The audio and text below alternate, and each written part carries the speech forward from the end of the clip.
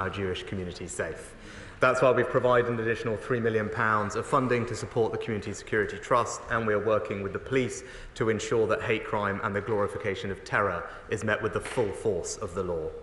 Under our existing immigration rules, we do have the power to cancel a person's presence in the UK if it is not conducive to the public good. Mr. Speaker, we will not tolerate this hatred, not in our country, not in this century. Leader of the Opposition, Keir Starmer. Thank you, Mr. Speaker. Can I start by warmly welcoming the new member for Rutherglen and Hamilton West? Mr. Speaker, the news last night of hundreds killed at the Baptist Hospital in Gaza is incredibly distressing. But it's much worse for the people of Gaza. Their fear that there's no place of safety is profound. International law must be upheld, and that means hospitals and civilian lives must be protected. Last night, the Foreign Secretary said the UK will work with our allies to find out what has happened. I know this only happened last night, but can the Prime Minister please tell us when he thinks he might be able to update the House on progress with that work? I know the whole House will have been shocked by the scenes at Ahli Hospital. Any loss of innocent life is a dreadful tragedy, and everyone will be thinking both of those who have lost their lives and the families that they leave behind. We should not rush to judgment before we have all the facts on this awful situation. Every member will know that the words we say here have an impact beyond this House. This morning, I met with the National Security Advisor, but also the Chair of the Joint Intelligence Committee. I can tell the Honourable Gentleman our intelligence services have been rapidly analysing the evidence to independently establish the facts. We are not in a position at this point to say more than that, but I can tell him we are working at pace, but also cooperating and collaborating with our allies on this issue as we look to get to the bottom of the situation, and we will also continue all our efforts to get humanitarian aid into the region. Keir Starmer. I thank the Prime Minister for his answer. The terrible news last night came as we are still mourning the terrorist attack on Israel last week. Jews taken hostage, mutilated, slaughtered. And yesterday I met the families of some of the British hostages held by Hamas. Every minute of every hour of every day, they hope for good news, but fear the worst. They know the lives of their loved ones are in the hands of murderers. It's unimaginable agony. Israel has a right, a duty, to defend itself from Hamas, keep its people safe, and bring hostages home. But isn't it clear that if Hamas had a single concern for human life, a single concern for the safety of the Palestinian people, then they would never have taken these hostages, and they should release them immediately. Well, Mr. Speaker, it is important consistently for us to remember that Israel has suffered a shockingly brutal terrorist attack, and it is Hamas and Hamas alone that is responsible for this conflict. Our thoughts are rightly with those who have been taken hostage and their families. The distress they are feeling will be unimaginable for all those affected. I will be meeting with some of the families and offering them all the support of the British government to get their relatives home. We are working around the clock with our partners and allies to secure their freedom. And importantly, in amongst my other regional calls, I spoke specifically with the Emir of Qatar yesterday on this very issue, which we discussed at length. The Qatari government is taking a lead and working intensely to help release hostages using their contacts in the region, and we are working very closely with them to ensure the safe return of the British hostages. Keir Starmer. Thank you, Mr. Speaker. Yesterday, I also met charities with staff working in Gaza and heard their accounts of the harrowing humanitarian crisis. Children fleeing their homes, hospitals barely able to function. The lights are going out, and the innocent civilians of Gaza are terrified in the darkness, out of sight. International law must always be followed. Hamas are not the Palestinian people, and the Palestinian people are not Hamas. Does he agree that medicines, food, fuel and water must get into Gaza immediately? This is an urgent situation. and innocent Palestinians need to know that the world is not just simply watching, but acting to prevent a humanitarian catastrophe. Mr. Speaker, as I said on Monday, an acute humanitarian crisis is unfolding to which we must respond. It is right that we support the Palestinian people because they are victims of Hamas too. And that is why we have provided a further £10 million in humanitarian aid for people in the region. And we are working through preemptively moving aid and relief teams to Egypt, specifically to the El Arish airfield. We are working with local partners like the Egyptian Red Crescent and the United Nations primarily, and deploying Navy assets to the region, as well as exploring how we can support logistical requirements. And I've also raised this issue of humanitarian access in all of my conversations as a priority with every leader in the region, and we will continue working with them to get aid to where it is needed as quickly as possible. Keir Starmer. Thank you, Mr. Speaker. As has already been alluded to, since Hamas's terrorist attack, our country has seen a disgusting rise in anti-Semitism. Jewish businesses attacked, Jewish schools marked with red paint, and Jewish families hiding who they are. And we've seen an appalling surge in Islamophobia, racist graffiti, mosques forced to ramp up security, British Muslims and Palestinians spoken to as if they were terrorists. Does he agree with me that every member of this House has a duty to work in their constituency and across the country to say no to this hate and to ensure every British Jew and every British Muslim knows that they can live their life free from fear and free from discrimination here in their own country? Mr. Speaker, all of us in this House can play our part in stamping out those who seek to cause division and hate in our society. We will make sure that we continue funding, as I said, the Community Security Trust, but also the equivalent protective security grant to protect mosques and other places of worship for the Islamic community in the UK. That funding was increased earlier this year. We will also remain in dialogue with the police to make sure that they are aware of the full tools at their disposal to arrest those who perpetrate hate crimes, incite racial or other religious violence. There is no place for that in our society, and I know this House will stand united in making sure that those who do this face the full force of the law. Yes, sir. Thank you, Mr. Speaker. We do not want this conflict to harm us here at home, and we do not want it to escalate in the Middle East, where there has been too much bloodshed, too much darkness for too long. A two-state solution, a Palestinian state alongside a safe and secure Israel, feels more distant than ever, but it remains the only way through.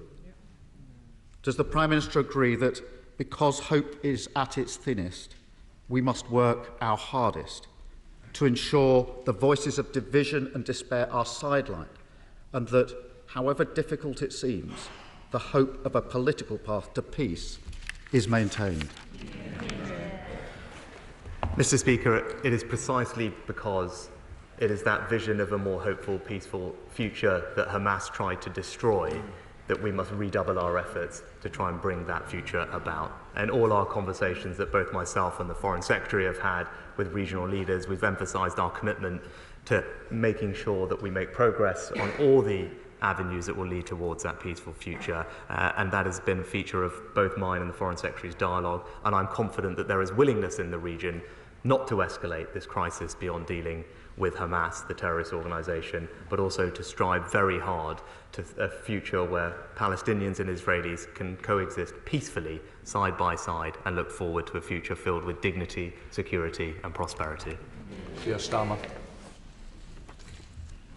This is a crisis where lives hang in the balance, and where the enemies of peace and democracy would like nothing more than for us to become divided and to abandon our values.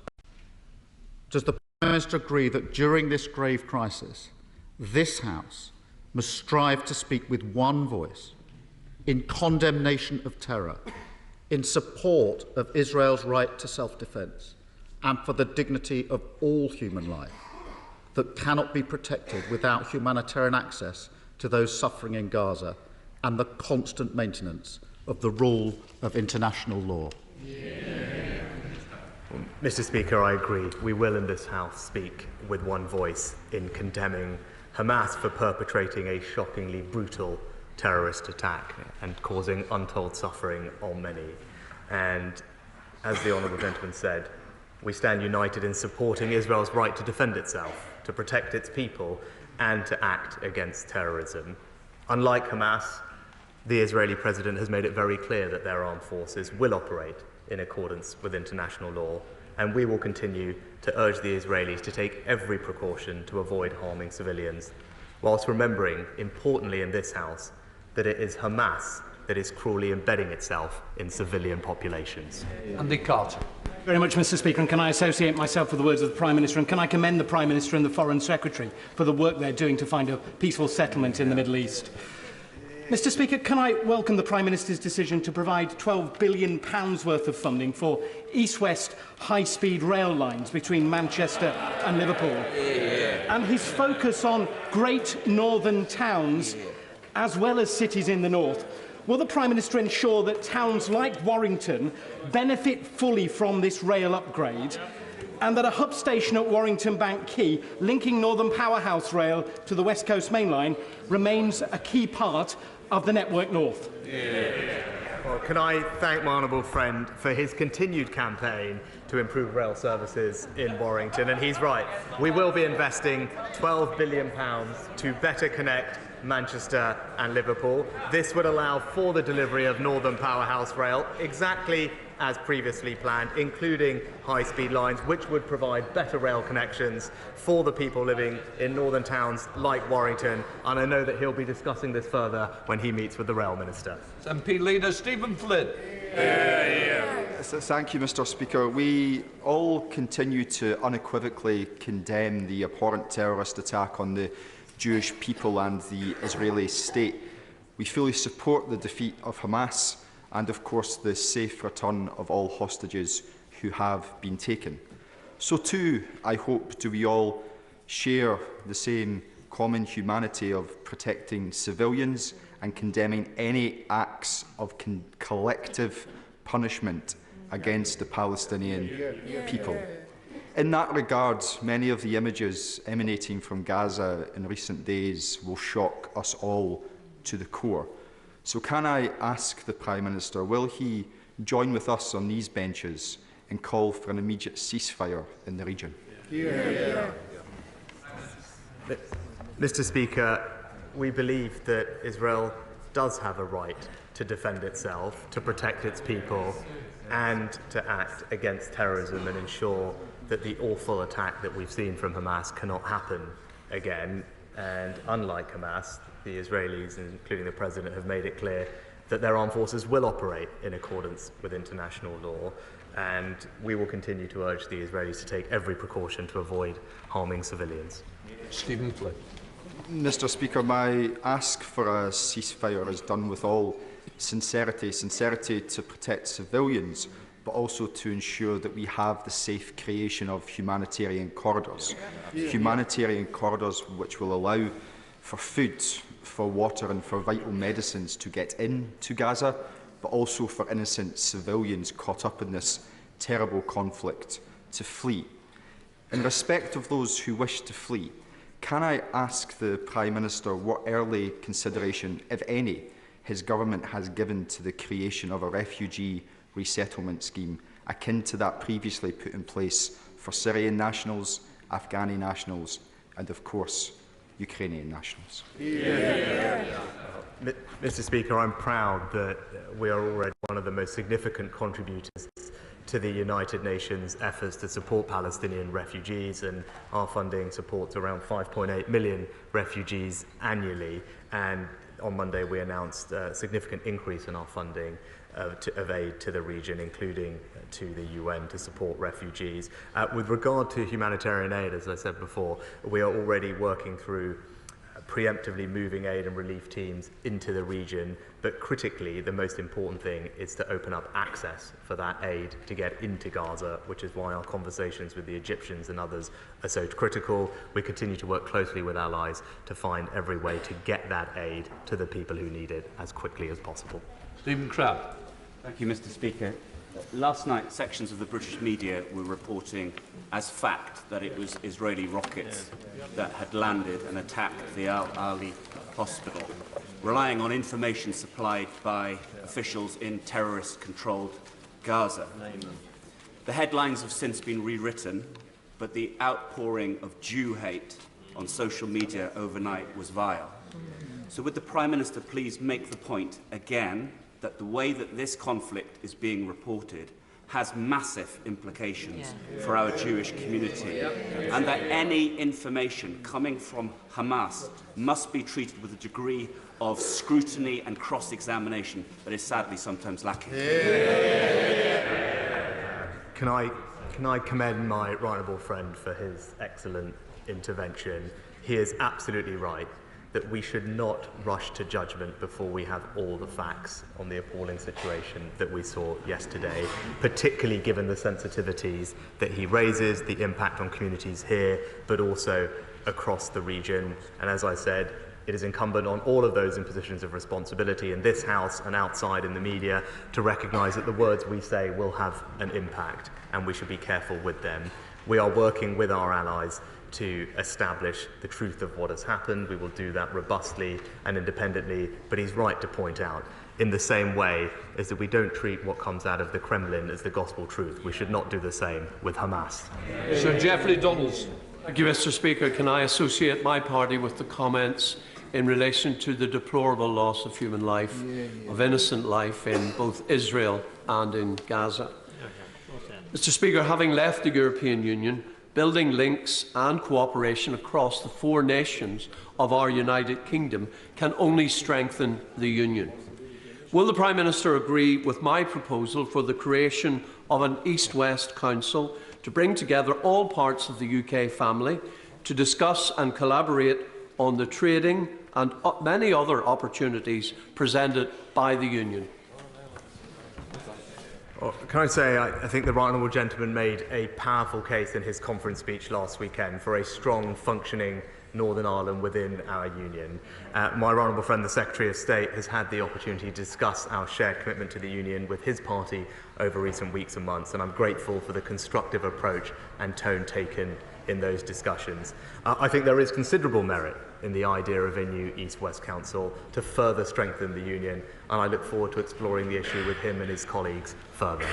Martin Vickers. Thank you, Mr. Speaker. Following my right honourable friend's decision to reallocate funding from HS2, can I urge him to consider a number of projects that will boost the economy and improve the quality of life for my constituents and for northern Lincolnshire? In order to improve access to the free ports of the Humber, we need dualling of the A15 between Lincoln and the A180. And it is the A180 in particular that causes no end of problems for residents in nearby villages because of the concrete surface. Can I urge him to deal with resurfacing? And finally, Mr. Speaker... Finally, I'd say I think the AA Atlas has been run out. Prime Minister. Well, my honourable friend has been a long-standing champion for Cleethorpes, and in particular the importance of strong regional transport connections.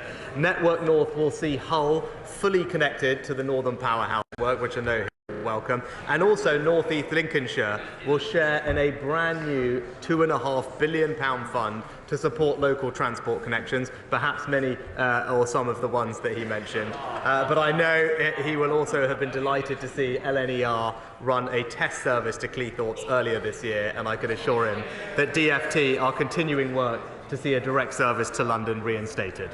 Janet Davey. Thank you, Mr. Speaker. Mr. Speaker, members from the party opposite have said the way to fix the economic crisis that they have caused is to cut state spending by £200 billion and to freeze NHS budget.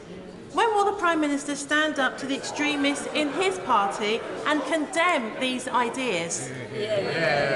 Well, Mr. Speaker, weeks after becoming Prime Minister, we announced a significant increase of almost £14 billion for the NHS and social care. We followed that up with the first long-term workforce plan in the NHS's history to ensure that we train the doctors and nurses we need for the future. That demonstrates our commitment to the NHS, and we also, I'm pleased to say, reached a settlement with over 1 million NHS workers, including our nurses, for a full, fair and affordable pay rise. So Desmond Swing. Aid poured into Gaza in 2005 when Israel withdrew. Enlightened governance could have made a success of it. It is Hamas that has turned it into hell, hasn't it? Well, Mr. Speaker, I know this is a subject on which my right honourable friend speaks with authority, and I thank him for his previous work in the area. What I can say to him is, with regard to our aid funding, as the Foreign Secretary will outline later, we have very stringent governance in place to make sure that it's spent on the humanitarian needs which we want to address. But also, I agree with him, there is one person and one person alone that is responsible for the atrocities that we're seeing, and that is Hamas. Richard Ford. Thank you, Mr. Speaker. And on behalf of the Liberal Democrats, may I associate myself and my party with all those comments that have talked about the protection of innocent civilians today, wherever they may be. A whole wing of Seton Hospital in Devon is earmarked for demolition under this government. The proposal to demolish this wing is an insult to the communities who raised millions of pounds to help fund the upkeep of services at that hospital. The space was given to NHS Property Services, but thanks to the charging policy introduced by the Conservatives, that company is demanding £300,000 in rent. Will the PM let the NHS Property Services hand over the space to health charities and community interest groups so that we can stop a wrecking ball going through Seton Hospital? Well, Mr. Speaker, as the honourable gentleman knows, decisions about hospital infrastructure are a matter for the NHS. I'm told that Devon Integrated Care Board are working together with NHS Property Services and local community healthcare providers to establish a future sustainable use for the currently vacant space. And may I also, Mr. Speaker, take the opportunity to commend the work that my honourable friend, the member for East Devon, is doing on this topic too.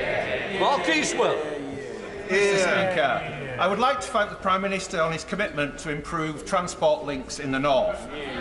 However, to ensure that a complete strategic approach to rail links is achieved across the region, it should include the much-needed upgrade to the Penistone line running from Huddersfield through my constituency in Sheffield to Sheffield. An upgrade which the member sat with me from Colne Valley and Penistone Stocksbridge would also like to see delivered.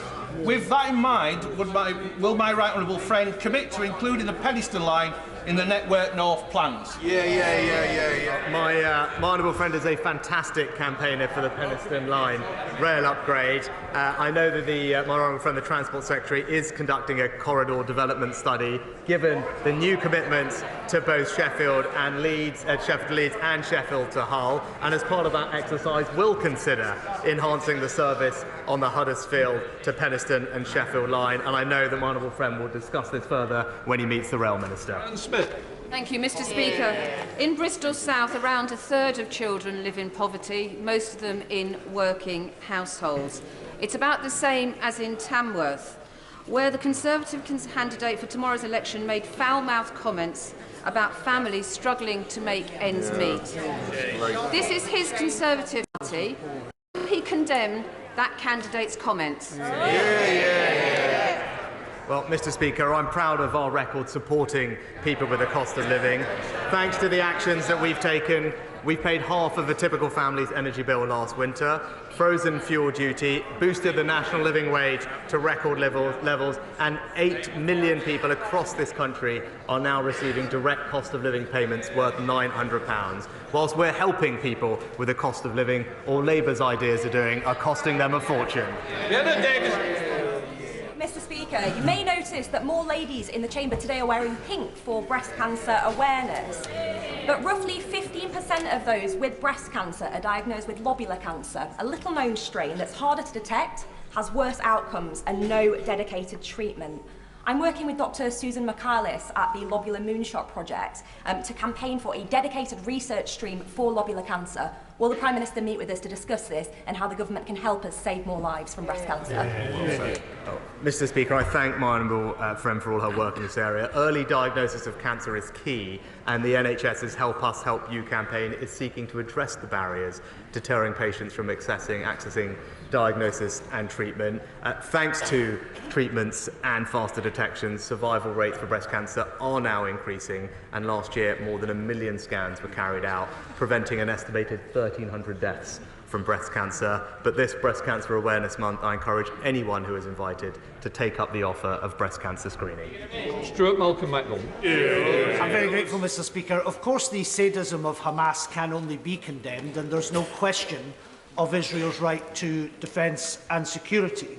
But international law is very clear, Mr. Speaker, that acting against international law in response to terrorism is unjustified. So in all of the packages that the Prime Minister has announced vis-à-vis humanitarian aid and the military package he announced last week, can he tell the House how the government will ensure that international law is adhered to beyond just statements from Israel's head of state?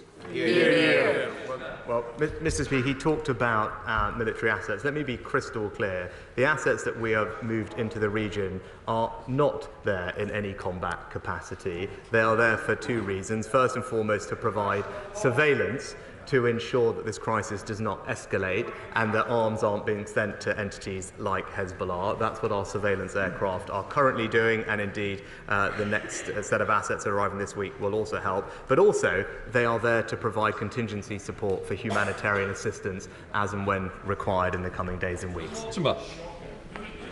Speaker, on Sunday, Terence Carney, a 70-year-old Hartlepoolian, was murdered by an asylum seeker.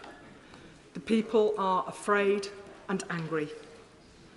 Every week, my office is besieged by asylum seekers. My staff are intimidated by young men. The fact is, most of them are illegal migrants who should be expelled. My thoughts and sympathies are with Mr Carney's family and friends, and all my constituents affected by this heinous crime. However, sympathy is not enough. They deserve action, and I am demanding it. Will the Prime Minister take action? Will he make sure enforcement is delivered? Will he ensure that people who have no right to be here are expelled? Enough is enough. I want these people out of Hartlepool now.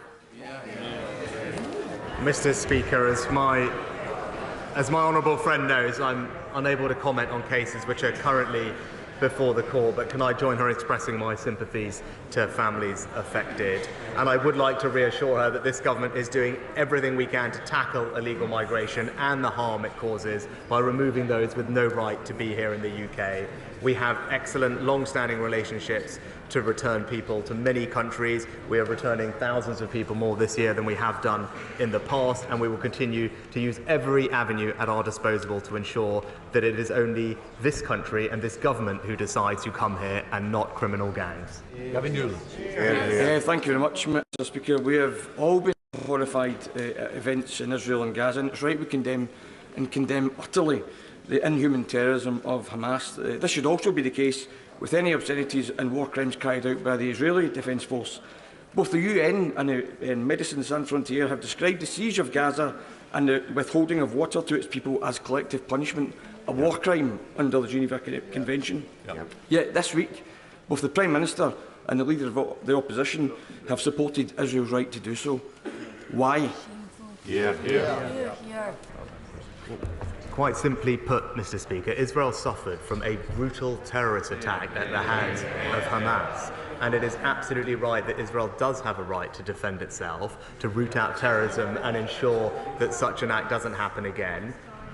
As their president has said, their military will operate within international law. But what the honourable gentleman failed to acknowledge, that it is Hamas that embeds themselves inside civilian populations, puts innocent civilians in harm's way, and he would do well to remember that.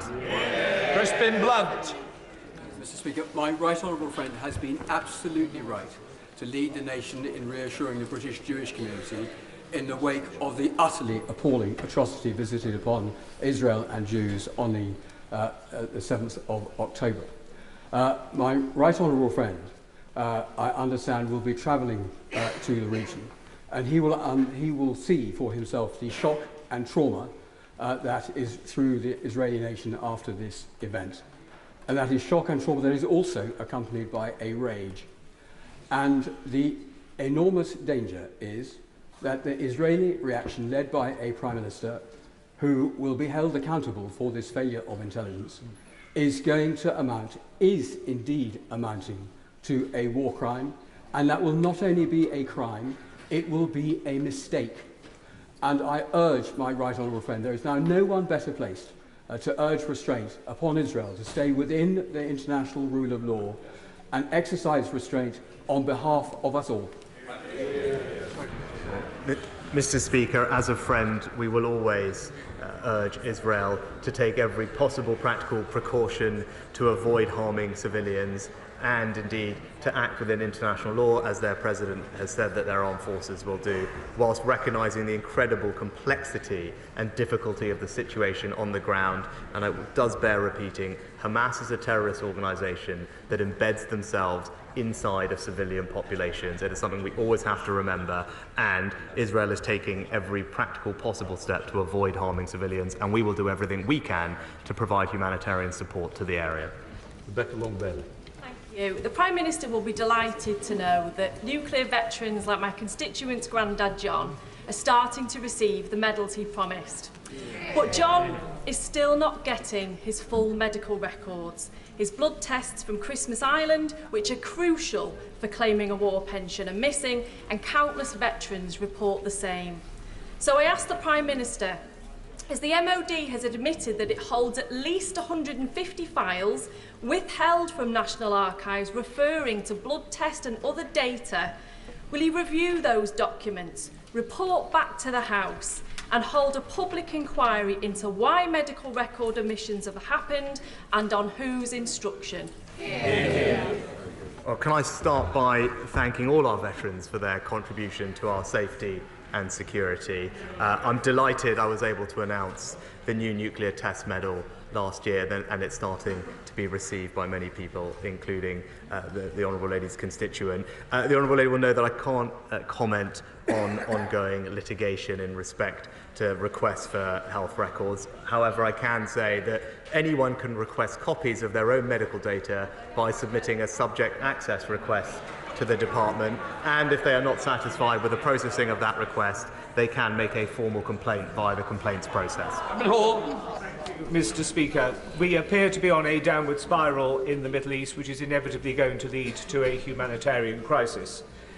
The role of Egypt will be fantastically important. What can we in the wider international community do to help work with the Egyptians to ensure that refugees, legitimate refugees, coming onto Egyptian soil pose no threat to the Egyptian state and are not terrorists in disguise? Good question. Mr. Speaker, my honourable friend raises an excellent point about the concerns of the Egyptians with regard to that border, but I can tell him we have prioritised speaking with President Sisi and are in continued dialogue with our Egyptian partners to see what we can do to provide reassurances, get humanitarian aid to the region. We are currently working with local partners like the Egyptian Red Crescent and the UN on the ground. There will be a significant logistical challenge in stockpiling aid at the border and then moving it into Gaza, and I want to reassure my honourable friend and the whole House that is something that the Development Minister is actively engaged in as we speak, so that we can play a leading role in facilitating the provision of that aid. This is the final question before the urgent question. Patricia Gibson. Thank you, Mr. Speaker. The industrial dispute at the Defence Equipment and Support Ministry of Defence site at Beith in my constituency is dragging on as workers engage in strike action for parity and fairness in the workplace. These workers are critical in ensuring that necessary supplies to Ukraine are uninterrupted. But all attempts by the workers to resolve this dispute have proved unsuccessful in the face of management intransigence.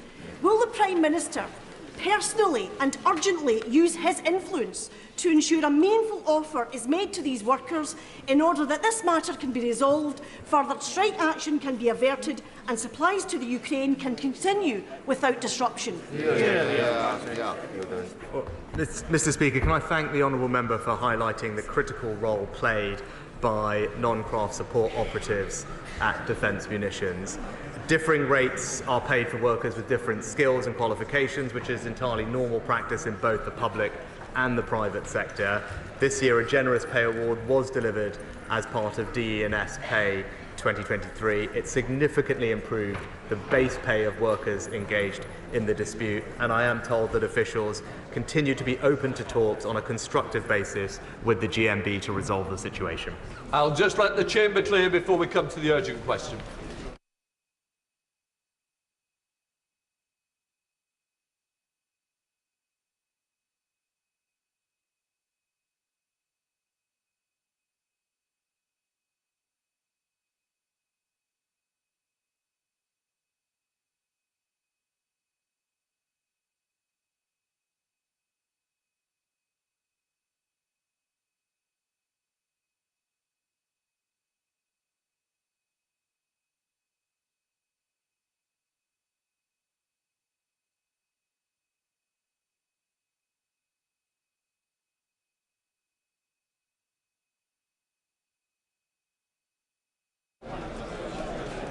We now come to the urgent question. The Shadow Foreign Secretary, David Lammy. Can I ask the Foreign Secretary to make a statement on the bombing of the Al-Ali mosque in Gaza yesterday? Mr. Speaker, the destruction of the Al-Ali Arab Hospital in Gaza is an appalling tragedy. A hospital is a place of compassion and care. This devastating loss of human life is profoundly disturbing, and I'm sure I speak for the whole House when I offer my sincere condolences to the families of the deceased and the injured. The UK is working intensively with our allies to establish the facts. We will not rush to judgment. The whole House will understand that pointing fingers prematurely only fuels regional instability and upsets community cohesion here in the UK. We need a firm grasp of what has happened, not a slew of social media commentary. We all share a duty to be thoughtful and careful in how we respond to reports emerging from this conflict, which can best be incomplete or worse, examples of active disinformation. We are carefully analysing the evidence that has been put in the public domain and other information, and as soon as we have reached a definitive conclusion for ourselves, we will make that public. However, there are some things which are not in doubt. As my right honourable friend the Prime Minister set out, Hamas carried out a terrorist assault in Israel unprecedented in that country's 75-year history, and the whole House united in support of Israel's right to defend itself against terrorism. In defending itself, Israel must act with professionalism and with an unwavering commitment to international law. States must take every precaution to minimise civilian casualties and ensure humanitarian support reaches those in need. And I welcome President Herzog's unequivocal commitment, made both directly to me and in public, that Israel is operating in accordance with the rule of international law. By embedding themselves in civilian populations, by using innocent Palestinians as human shields, by launching thousands of rockets since Saturday from one of the most crowded places in the world and preventing civilians from heeding Israeli warnings about future areas of operation, Hamas reveals themselves and their callous indifference to human life. In this tense situation, UK diplomacy is relentlessly focused on our aims, and that is to support our nationals in their moment of need, to push and deliver humanitarian support, and working to prevent the tensions spilling over into the wider region or playing out on the streets of this country. I have travelled to Israel. I've engaged with G7 allies, regional partners, and will be visiting the region again later on today, because we recognise that this will require intensive effort. None of us know how this complex, protracted situation will develop. The government is committed to keeping the House updated, and both here in the UK and in the region, this is a time for cool heads and determination to make a positive difference. David Lamb.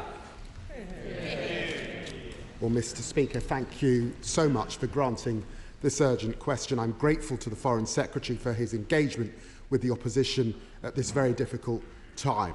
Today we stand united in mourning the death of hundreds of innocent Palestinian civilians at the Ahli mosque. A place of healing became hospital, forgive me.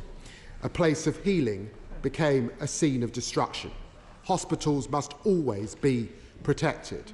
The death of every civilian, Palestinian or Israeli, is an equal tragedy that pushes back the cause of peace. When facing an incident of this magnitude, we all have a duty to act responsibly and judiciously as the facts are determined. Will the Foreign Secretary join me in urging everyone in this House and beyond to be wary of disinformation and to avoid dangerous speculation before the facts are clear? And on the point that the Foreign Secretary raises, will he also update the House on what he's doing to deal with outsized powers that might be seeking to drive division within our own shores? I know that the Prime Minister and the Foreign Secretary have rightly said that they are working to establish the facts, looking at intelligence with our allies, and that must be right.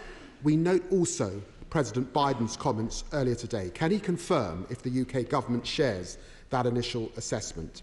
And I ask him to share what information he can with us, either publicly or on Privy Council terms. And does the Foreign Secretary agree with me that those responsible for the deaths at the Ahli hospital must be held to account? Since Hamas' appalling terrorist attack on Israel 11 days ago, Labour has been crystal clear. First, we support Israel's right to defend itself, rescue hostages and protect its citizens. Second, international law must be followed at all times. And third, civilians must not be targeted, aid provided and innocent lives protected. Gaza is in the middle of an active humanitarian emergency.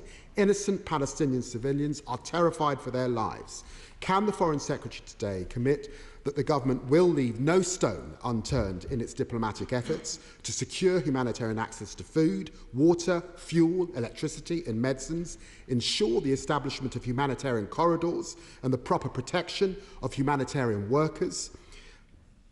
Palestinian civilians in Gaza must know the world is not simply watching, but we are acting on their behalf. Mr. Speaker, the right honourable gentleman makes a number of incredibly important points, and I commend the House to listen to the points that he made, a number of which I will respond to and indeed amplify. He is absolutely right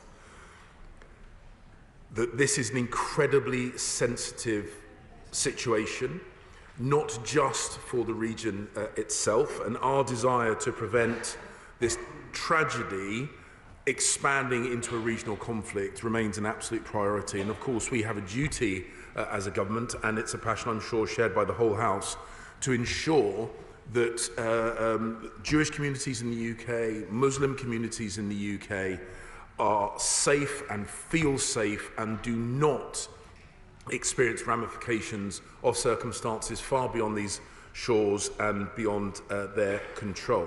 For that reason, everybody, particularly those who have a voice, whether formal or informal, in the public sphere, should be particularly careful of what information they disseminate. They should be particularly vigilant against disinformation, and speculation is never useful. I appreciate that the House and indeed the country will want to understand what is going on in real time, and sometimes the pause that we impose upon ourselves to make sure the information the government provides is accurate can be frustrating, but I would prefer, of course, to be accurate rather than just work at pace. And he is right that there are malign influences seeking to take advantage of this terrible situation. We do guard ourselves against that. We take note of what President Biden has said, but we will come to our own judgment. We will work on that quickly, and we will ensure that our assessment is put in the public domain as soon as we are confident of the details. Fire of the House, Sir Peter Bottomley. As the Foreign Secretary said, we should soon know the direct cause of this explosion. I'll send on to him and the Prime Minister a letter I've received from the Worthing Islamic Society. I think Jewish people and others in my constituency will agree with every sentence, but it ends up by saying, will the government please use their influence and support to encourage a peaceful and sustainable resolution that prioritises the rights and well-being of innocent citizens caught up in the onslaught? Mr. Speaker, the Father of the House makes an incredibly important point. And as a former Minister for the Middle East, I'm acutely conscious of the implications for Islamic communities, both in the region and here in the UK. And the protection of those people are as close to our hearts as the protection of Jewish people here in the UK. We will relentlessly pursue what is the enduring UK government position, which is a viable two-state solution with Israelis and Palestinians living in peace side by side. Of course, these circumstances are a setback, but nevertheless, we will not be fatalistic, and we will continue to work with Israel, with the Palestinian people and the wider region to bring about that positive aim. SNP spokesperson Brendan O'Hara. Thank you, Mr. Speaker. It appears that what happened last night at the Ahli hospital in Gaza was a war crime. It was a crime against humanity. And if that is the case, there can be no hiding place for those who gave the order and those who carried it out. Independent investigators must be allowed to find out exactly who is responsible for this atrocity and have them brought before the International Criminal Court. The scene of death and disruption from last night are beyond harrowing, but the tragic reality of this conflict is that innocent civilian lives are being viewed as little more than collateral damage. They are not collateral damage, and every single human life matters, and they matter equally. Israeli, including the hostages who must be immediately released, and Palestinians. Today it was reported that as a direct result of the draconian collective punishment against the civilian population of Gaza, children are dying of thirst. So will the government now finally tell the Israeli government that the imposition of a collective punishment is a crime? It's a breach of international humanitarian law, and it must end immediately. Foreign Secretary. Mr. Speaker, I note the words he said about the incident, the Ahli hospital. As I say, we will be making a statement only when we are comfortable of the facts. We have to be realistic that the opportunity for any kind of independent investigation going into Gaza is severely limited, which is why we are taking the time to ensure that we get this right. We have, in all our conversations with the Israelis, reinforced the need for the protection of civilians.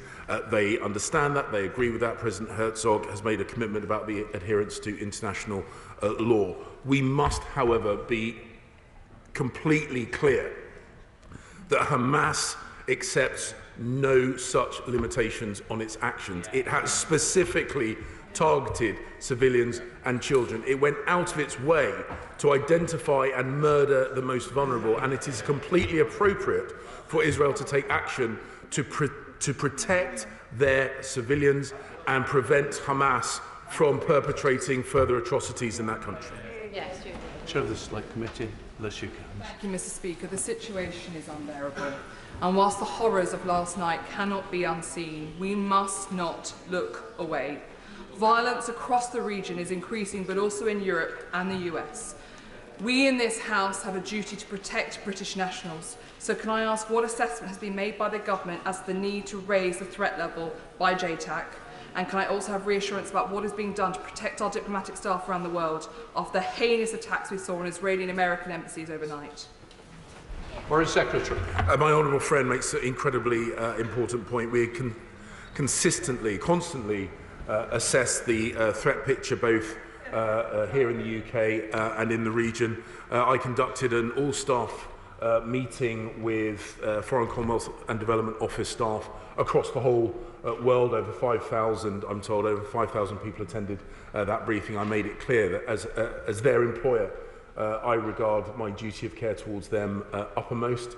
We do, of course, continue to support British nationals overseas, including in the region, and our consular team are maintaining as best they can contact with British nationals in Israel and indeed in Gaza. It is an incredibly difficult consular situation, but I can assure her and the House that we will remain as far as we're able to in contact with those British nationals seeking our support, and we're consistently trying to reopen exit routes from Gaza so British nationals can leave. Diane Abbott. The Foreign Secretary will be aware of the horror, the missile strike in Gaza on a hospital, which caused hundreds and hundreds of casualties, the horror of which it is regarded, not just here in Britain, but internationally, and also in the region. The House has heard his injunction not to jump to conclusions, but would he support a genuinely independent inquiry into what has happened? So, of course, an independent inquiry is the gold standard in the event of a circumstance like this, but the simple truth is having any kind of independent investigation in Gaza with the current situations, bearing in mind that our own embassy team there are severely limited in what they're able to do, the international community is not able to operate freely, makes the practicality of that incredibly difficult. We are making our own assessment. We will gather and analyse as much information as we can. We will not be led by any other nation. It will be a UK assessment of the situation. Once we have come to a conclusion, we will share it with the House and the country. Deming Green. Thank you, Mr. Speaker. I'm sure my right honourable friend and the government are wise not to rush to conclusions and to have a proper investigation before they come to a conclusion about what actually happened in this utterly appalling incident. And I'm struck by the number of emails I've had from constituents that have already rushed to conclusions and all blame Israel. Does he agree with me that this doesn't only show the importance of the responsibility of broadcasters to make sure that they do not disseminate false information, but also that those who own social media platforms have some responsibility to try and avoid hate being spread literally around the world at times like this? Foreign Secretary. Mr. Speaker, my right honourable friend will know that within government action is being taken to ensure social media owners act with greater professionalism and greater consciousness of the impact that they have. And I would make a broad point to broadcasters, and I've had this conversation directly with broadcasters in the past. I believe there is an attempt by broadcasters to try and outpace those social media platforms. The days of breaking news on those traditional platforms is long in the past. They should focus on accuracy rather than pace, because their words have impact here in the UK and around the world. Sam Turret. Thank you, Mr. Speaker. My heart breaks for everyone that lost their lives in the Episcopal Hospital disaster last night. It's quite clear now that even hospitals are not a safe place of refuge anywhere in Gaza. That hospital was struck by a missile a week before yesterday.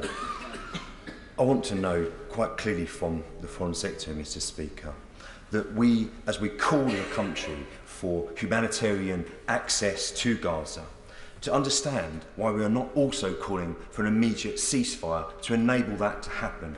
It seems to me bizarre that we cannot call for a ceasefire to enable that humanitarian corridor to happen, because the scale of death that is now unfolding will reach tenfold over the next few days.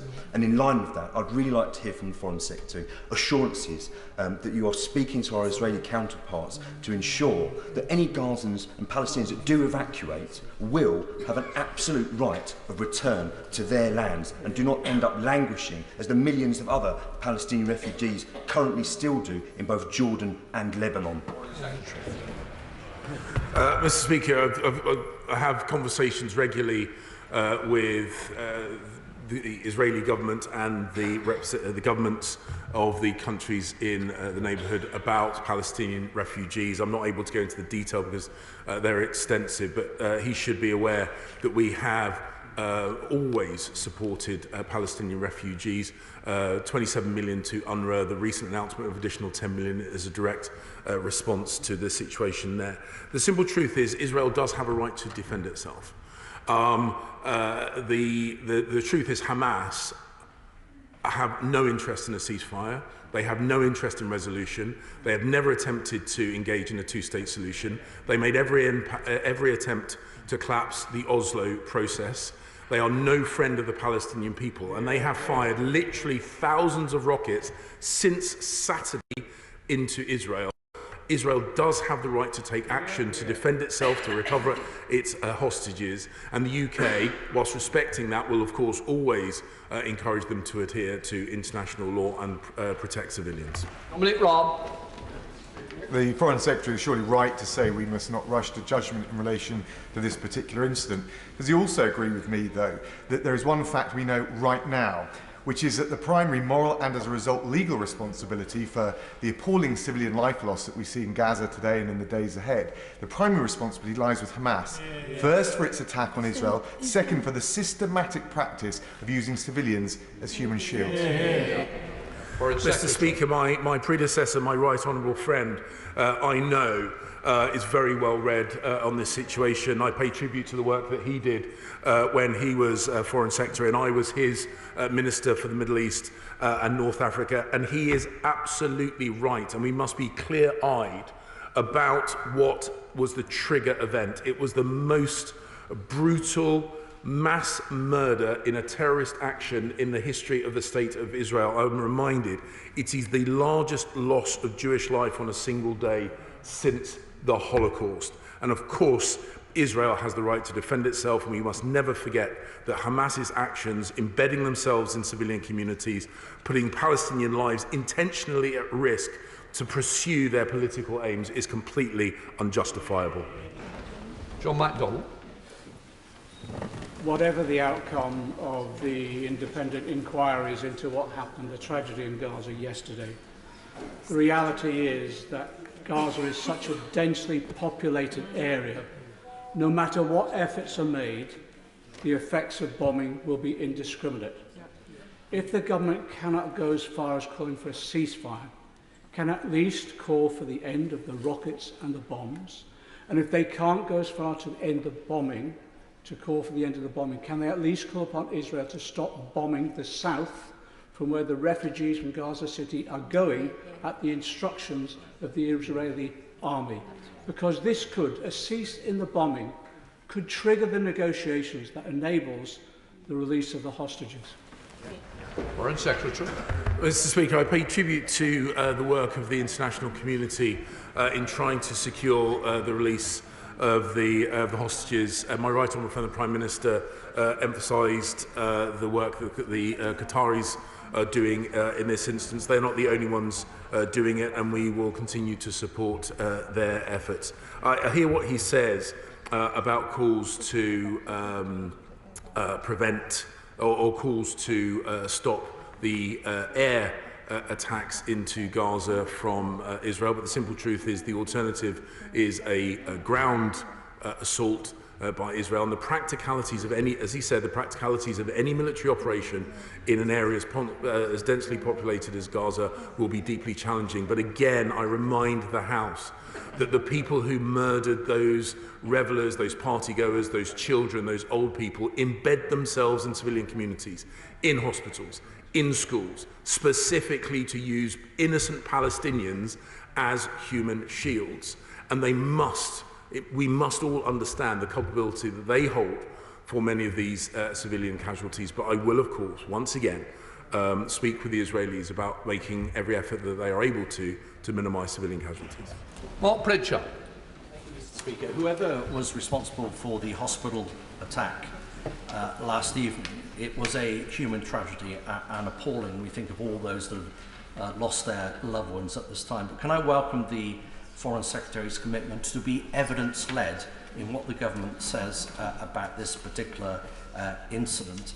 And does he agree with me if the UK intelligence community, whether that be GCHQ, SIS, Defence Intelligence and so on, are having to take time and to deliberate in order to come to a conclusion that perhaps all of us in this place, including media organisations outside of this place, should also show the same caution and consideration before making statements that could prove incendiary? Foreign Secretary. My honourable friend makes an incredibly important point.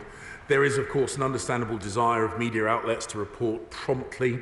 That is understandable, but I believe they have a greater duty to report accurately and responsibly, because the words that emanate from the UK are taken seriously. We have huge standing in the world. Things that are said at the dispatch box in this House and on our media are listened to around the world, and therefore we do have an enhanced duty to make sure the words that we say are accurate.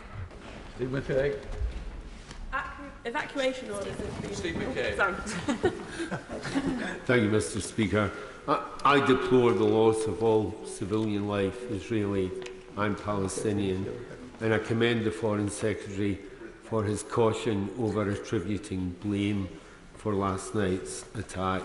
Does he think we should also be cautious about the figures for casualties coming from Gaza? They don't describe all as civilian casualties, but there is reason to believe there's a very high volume of Hamas combatants amongst those figures. Foreign Secretary. The honourable gentleman makes a very important point. I'm not going to minimise the pain and the suffering of those Palestinian families who have lost loved ones and had people injured. But what we know, just as Hamas are abusing the Palestinian people, they are also abusing the figures that they put in the public domain, and we have to be highly sceptical of any information coming out of Hamas, just as the Prime Minister said that we should be. We remain focused on trying to reduce the pain and suffering of the Palestinian people, as well as supporting Israel and its self-defence. But whilst doing so, we should be deeply, deeply sceptical of any and all information coming out from Hamas spokespersons. Sir Ian Duncan-Smith. Mr. Speaker, can I commend my right honourable friend for his caution in all of this? We should remind ourselves of the words of Mark Twain, which is a lie halfway around the world before the truth has got its boots on, and never more certainly was this the case here. I remind everybody, of course, my right honourable friend, that, of course, Hamas bears complete responsibility for everything. Our hearts go out to all the innocents who have died and suffered in this, of course they do. But Hamas is the perpetrator. They have brought this on themselves, and we remind ourselves that when they murdered all of those Israeli Jews in the territories, they filmed them and they committed atrocities deliberately. This was to remind the Israelis of the Holocaust and what was likely to come. So does he not agree with me? Broadcasters should not enter into discursive debate. When an issue like this happens, they should report the facts as known and then nothing further. Foreign Secretary. Mr. Speaker, my right honourable friend speaks with authority and clarity on this, and I find myself in complete agreement with him. I have Jewish friends who are trying to keep their children off of social media because they know that they will be assaulted with images of Israelis who have been murdered and whose bodies have been desecrated. No one in the modern era should have to endure that kind of repeated pain. Lydia Blake. Thank you, Mr. Speaker. Evacuation orders of the last week have included hospitals and have meant that many vulnerable people are unable to move because of their disabilities, because of their illness. What conversations has the Foreign Secretary had directly with UK aid agencies here and NGOs about that individual situation, and what more can the UK be doing to ensure that civilian populations, including medical and aid workers, are protected?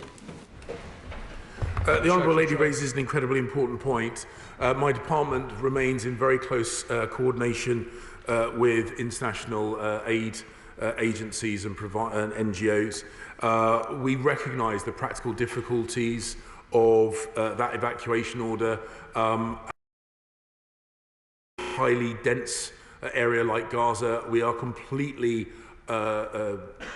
completely understand the practical difficulties, particularly of organisations like medical organisations in doing so. But I would make the point that attempting, as imperfect as it may be, to remove civilians from a future area of military operations stands in sharp contrast with Hamas, who are actively seeking to prevent people leaving an area of future conflict, intentionally putting civilians in their way, using innocent Palestinians as human shields. Sir Maitland. Thank you, Mr. Speaker. I commend the Foreign Secretary and his shadow for their tone. But the fact is that last night, an evil terrorist organisation that murders Jews and oppresses Palestinians was instantly believed in a number of quarters, whereas many refused to acknowledge Jewish babies had been brutally murdered without demanding graphic proof. Now, does he agree that unsubstantiated reports like those that we saw last night may actually cost lives because it helps inflame tensions in an already highly volatile region? My right honourable friend is absolutely right. Everything has a cost, and rushed, inaccurate reporting costs lives. And everybody, whether they are formally involved in the reporting process or whether they are a citizen journalist or whether they are just active on social media, should be very conscious that this involves real lives in the most sensitive of circumstances and could have repercussions not just in the area, not just in the region, but in this country as well. Hannah Bardo. Much, Mr. Speaker. We rightly unite to condemn the barbaric actions by Hamas against innocent Israelis. And the loss of Palestinian lives and the unfolding humanitarian crisis is a profound tragedy. The scenes at Ahli Hospital shock us all, and I hope he will do everything to ensure an independent investigation. But, Mr. Speaker, people in Gaza are trapped. So what more will the Secretary of State do to ensure consular support, not just on the ground there, but to families heartbroken back here in the UK? And will he hear and indeed heed the words of Nadia El Nakla, the wife of our Scottish First Minister, whose family are trapped there right now? She said, "We are not watching a natural disaster. It can be stopped." Foreign Secretary. The Consular Department in the FCDO has got in contact with the families of those people who are trapped in Gaza, those British nationals trapped in Gaza. We are providing ongoing consular support. She will understand, and she's the experience of the First Minister, his wife and their family is a very live example of the plight that a number of families find themselves in. Information is incomplete, our access is severely limited, and sadly we have to rely on a number of interlocutors, a number of people over whom we don't have direct control, including, of course, Hamas themselves. But we will continue to support British nationals as best we can until they have been evacuated from that area. Andrew Percy. Thank you, Mr. Speaker. One fact that is not in dispute is that every rocket fired from Gaza into Israel is aimed at murdering civilians, in stark contrast to Israeli defensive action. Last night, there were members in this place, including senior members, scurrying around, stating as fact that this incident was caused by an Israeli rocket. The BBC and other media referred to Hamas statements by Hamas officials, I think they meant to say Hamas terrorists, and they presented them as fact without challenge. This is not only risking radicalisation of communities in this country where we already know there is a problem with anti-Semitism, it is also putting Jews at risk. And I would just urge colleagues to be careful of their comments, given the role blood libels play in promoting anti-Semitism. Secretary.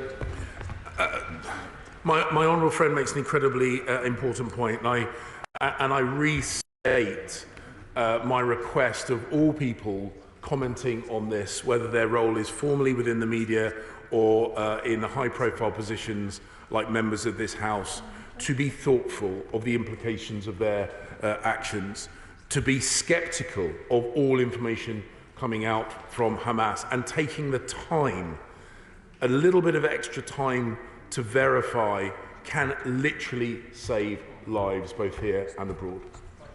Rachel Maskell. Thank you, Mr. Speaker. I know this is complex, and the taking of life and hostages, whether Israeli or Palestinian, is abhorrent.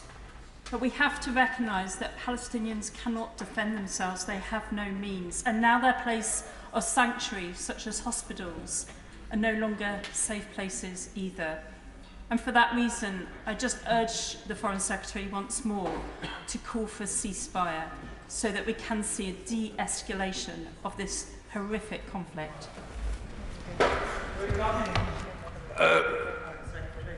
Madam Deputy Speaker, of course, everybody, I rephrase that, all reasonable people want this terrible situation to be resolved and resolved quickly.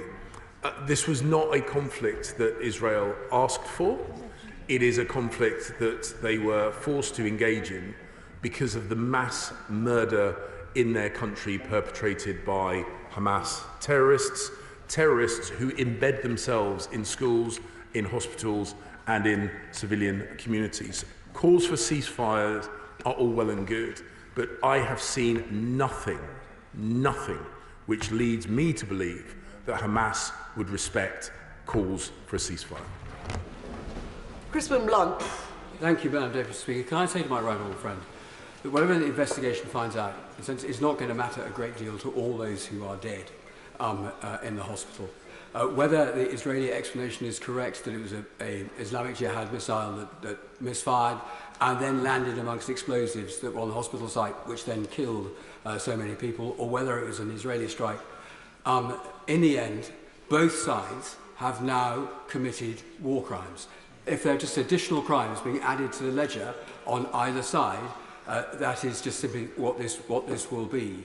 And I say to my right honourable friend, in his relations with Israel, in reinforcing the position of the Prime Minister, is the only way to get out of this mess is a ceasefire, because otherwise we are going to see the relief we will not see the relief of people who are starving, are dehydrating to death, which is a collective punishment, which is illegal under international law, following the deportation of people from northern Gaza, which is again illegal under international law. There are specific offences that have already taken place.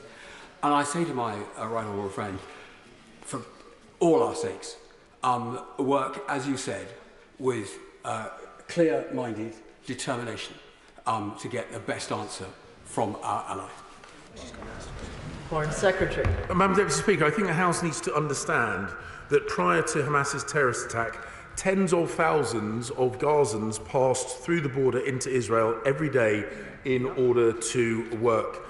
Israel provided, often without payment, water, electricity and gas to the people of Gaza.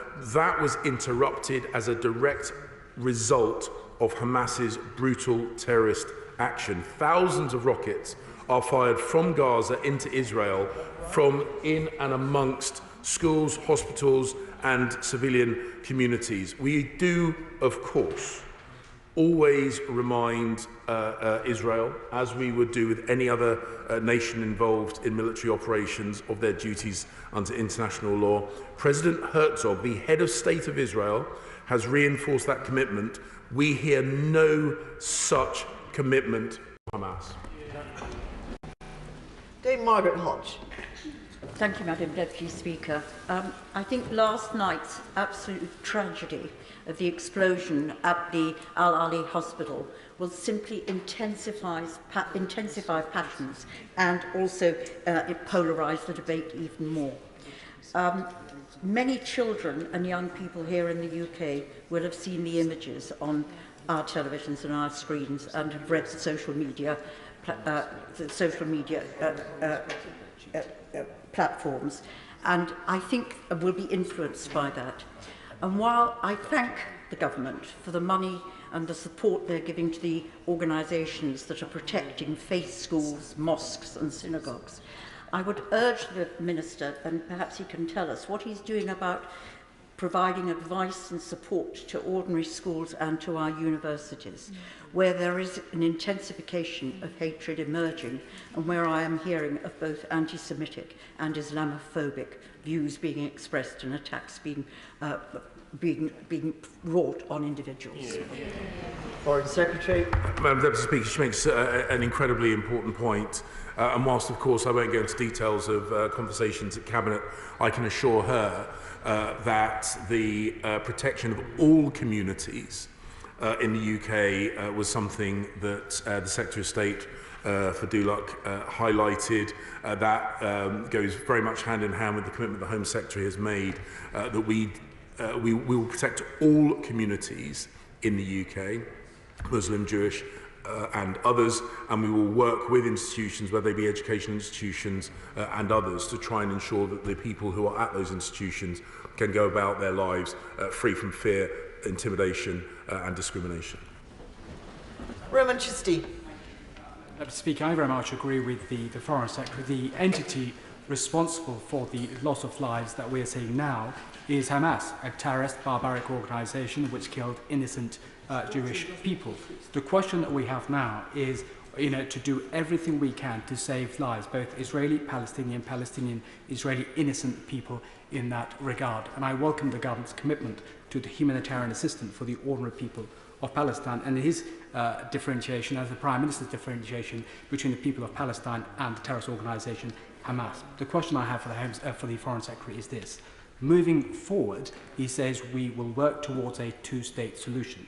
The people in the region want to know, what is that two-state solution? Is that based on the 242 Security Council resolution on 1967 borders, which the United Kingdom signed up to? What is a clear framework for that? And the Chairman of the Foreign Affairs Select Committee has previously asked for the UK to appoint an envoy for the region. And we have two brilliant contenders, if I may say so. William Hague, former Foreign Secretary, gets the region. Alistair Burt, who's a brilliant former minister, well respected. We have choices, we have options. When will the Foreign Secretary outline that part of the next steps? Foreign Secretary. I mean, he makes some very important points, my honourable friend. And the truth is that we remain committed to a two-state solution, Palestinians and Israelis living side by side in peace and prosperity. And whilst that might at the moment in these circumstances feel like an unachievable aim, we refuse to be fatalistic, we refuse to give up that aspiration. The details will be for negotiation, but the House will have heard on a number of occasions that we've said based on 6-7 borders with land swaps and a shared capital in Jerusalem. But we are not going to be dogmatic. What we want is to see peace brought about to this situation. I hear what he says about appointing a special envoy. We have some of our most capable people in our posts in both Tel Aviv, Jerusalem, and in Gaza. Alan Kaiser. Thank you, Madam Deputy Speaker. I repeat my condemnation of the Hamas attacks against innocent Israeli citizens. We saw civilians in Gaza forcibly moved from their homes with no guarantee of safety or return, yet this government failed to speak out. We saw food, water and electricity cut off in Gaza, yet this government failed to speak out. And last night we saw the destruction of a hospital in Gaza. This government now needs to speak out. Will the Foreign Secretary support the International Criminal Court investigation into the situation in Palestine, given the prosecutor has said its mandate includes the current context, and it so obviously and urgently must include investigation of this hospital explosion? We need to ensure that no more blood is spilled. We need a ceasefire. We need a ceasefire now. Foreign Secretary. Madam Deputy Speaker, I have to say to the Honourable Lady that her assessment of the UK government's voice on this issue is fundamentally wrong. We have consistently discussed with Israel and publicly about our commitment to humanitarian law. I would make the point she needs to understand that a military force highlighting a future potential area of conflict and encouraging people to move away from the area of conflict is not forced relocation. Is not forced relocation. It is not forced relocation. And I would draw her attention to the active the actions that Hamas have taken to prevent innocent Palestinians moving away from places of danger. The contrast could not be more stark. Richard Graham. Madam Deputy Speaker, given that we do not know the facts about what happened and whether, for example, this was a ghastly mistake, we should be here not to blame but to mourn the loss of so many doctors, staff and patients at the Ahli or People's Arab Hospital, which I and several others from this House visited more than a decade ago. It was founded in the late 19th century by the Episcopal Church in Jerusalem and run by them to this day, so it is likely that there will have been Christians as well as Muslims who have lost their lives. Will my right honourable friend, whose approach has been appropriately calm at a time when we need to reduce, not inflame tensions both domestically as well as in the Middle East, will he do his best to stay in touch with the Anglican Church to see if they have more information about what has happened to those who were there, to see how we can help re-establish what was a very valuable programme, for example, of free breast cancer treatment and mobile clinics, and to do all he can to think about how in the longer term we can enable people in that troubled land to coexist in a way that we have so far for so long failed to do so, supporting UNRWA as far as possible on the humanitarian mission. Foreign Secretary. Madam Deputy Speaker, my honourable friend, I think is absolutely right to highlight the tragic loss of life in this instance. And as I say, the UK government shares in the grief of those who have lost loved ones, irrespective of their faith or of their community. We know that there are incredibly passionate voices on both sides, but as I've said a number of times, we have a duty to be calm and careful when we speak about this issue, and we will continue to work for peaceful coexistence of all the communities in that region. And as difficult though that is, that will remain a priority for the UK government. Order. It is my intention to call everybody who was here at the beginning and who is trying to catch my eye. But I have to say to the House that this is clearly a very sensitive, emotive and sad subject that we're dealing with. But it is not necessary for every member to express their grief and their understanding and their empathy. That has been done. Let us take it for granted that we're all brokenhearted about this situation. Let us not now repeat that before every question. This is not an occasion for speeches, it's about questions. And if we can have straightforward, short questions that will enable the Secretary of State to give straightforward, short answers, then we will get everyone in. If not, there will be disappointment. Sarah Champion. Thank you, there will be an escalation leading to many more civilians on all sides being murdered. I've listened intently to what the Foreign Secretary has said about why he's not calling for a ceasefire, but both as a diplomat and as a military man, could he explain then how we can get humanitarian aid in, how we can create safe zones, how we can prevent civilian loss of life? And slightly longer term, could he also tell us what conversations he's having with the international community about long-term aid and support for the inevitable Palestinian refugees? Foreign Secretary.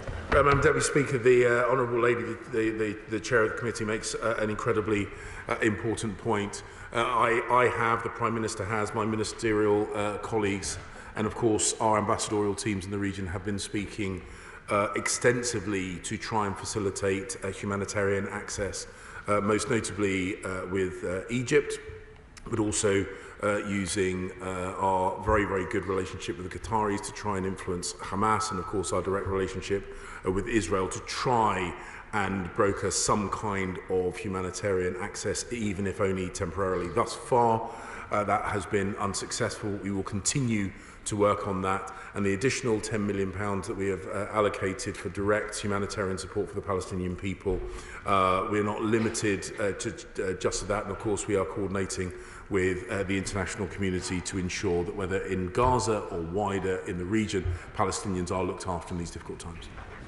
Duncan Baker. Thank you, Madam Deputy Speaker. My constituent, the Reverend David Long, is a priest back in North Norfolk and has also served as a priest formerly in Jerusalem. I spoke to him last night on the telephone, and he has potentially lost friends who were working in the Ahli hospital bombing. He tells me that there are Gazans who are sheltering in churches. So can I ask the Foreign Secretary to make it absolutely clear in his discussions, please, that the humanitarian role that the churches are partaking in at the moment cannot be underestimated, and that the Roman Catholic Church in North Gaza and the Greek Orthodox Church are absolutely protected for the people that they are sheltering? Foreign Secretary. My honourable friend is absolutely right to highlight the importance that the faith communities have. And whilst we often talk about the Jewish faith and Islam when it comes to this region, of course, the Christian churches play an incredibly important role, and I pay tribute to them as well. I have absolutely heard the point that he has made, and will continue to speak about the avoidance of civilian casualties, and particularly those places of safe haven like churches. Richard Ford. Thank you, Madam Deputy Speaker. When seeking to counter an insurgency in Afghanistan over a decade ago, General McChrystal adopted a new concept for NATO soldiers: courageous restraint. This was to separate the insurgents from the civilians amongst whom they lived. Can the Foreign Secretary inform the House how courageous restraint can be urged on all of the combatants, including the full resumption of the water supply to Gaza? Foreign Secretary. The concept of courageous restraint, which he has highlighted, is now a well-embedded concept in professional military forces, and I've discussed actually with representatives of the IDF my admiration for their professionalism and my expectation that they will maintain that professionalism through any future military operations. Courageous restraint is not a concept in the heart of Hamas terrorists, and we have to be realistic about that, and therefore we will of course work with Israel and other countries in the region to try and bring this to a conclusion as quickly as possible. But we do maintain our support to Israel's self-defense, and we do highlight the fact that Hamas are just as willing to see Palestinians killed as they are to see Israelis killed to pursue their political aims. Nicola Richards. Thank you, Madam Deputy Speaker. Last night, much of the UK media felt it was appropriate to immediately and without leaving any room for doubt blame Israel, before the IDF gave their evidence that the rocket was launched from Palestinian Islamic Jihad. It is right that the UK government independently assess what happened, but all of this is made so much harder because Hamas have no morals, no boundaries, no problem with killing any innocent civilian in Israel or Gaza. So will the Foreign Secretary reassure me he knows that standing with Israel now will put us on the right side of history? Foreign Secretary. My honourable friend is right to highlight the callous nature of Hamas's activities and indeed the activities of other terrorist groups embedded in Gaza. And we expressed our solidarity with Israel in their time of grief, in the aftermath of those terrible attacks. We stand in solidarity with them still. We are good friends with the State of Israel. Good friends speak honestly with them, and we will always do that. But we will always stand beside a nation who seeks to protect itself and its people in the face of such relentless terrorist threats. Lillian Greenwood. Thank you, Madam Deputy Speaker. Last night's explosion at the Ahli hospital only adds to the unspeakable pain of innocent Palestinian civilians in Gaza who face a deepening humanitarian crisis, as he knows, unable to access food, water, fuel, electricity or medical supplies. Can the Foreign Secretary tell us when he expects that supplies of these life-saving necessities will be restored to Gaza? We've spoken with Israel and countries in the region about the humanitarian need. That's why we put the additional money that the Prime Minister announced on Monday. That's why we put that forward. Of course, we do not want those innocent Palestinians caught in Gaza who are suffering because of the actions of Hamas. We don't want them to suffer any more than is absolutely necessary, and we will, of course, continue working with the international community on humanitarian support and with Israel on the preservation of civilian life. Marion Fellows. Thank you, Madam Deputy Speaker. I keep hearing the words of my mother through my brain, and have done for the last week. Twa wrongs didn't make a right. Hamas is an indefensible organisation in any person, any right-thinking person's books. But the fact that they won't do right doesn't mean that the UK government should not demand a ceasefire, work hard towards a ceasefire, and to make sure that humanitarian aid gets into Gaza. I keep thinking repeatedly, as do many others, of helpless children. I'm a mother, a grandmother, and that's what I think about every night. Will the Foreign Secretary please make every effort, not just to have money set aside, but to tell us how he is going to get humanitarian aid into Gaza City and to help those who are suffering in Israel as well? Foreign Secretary.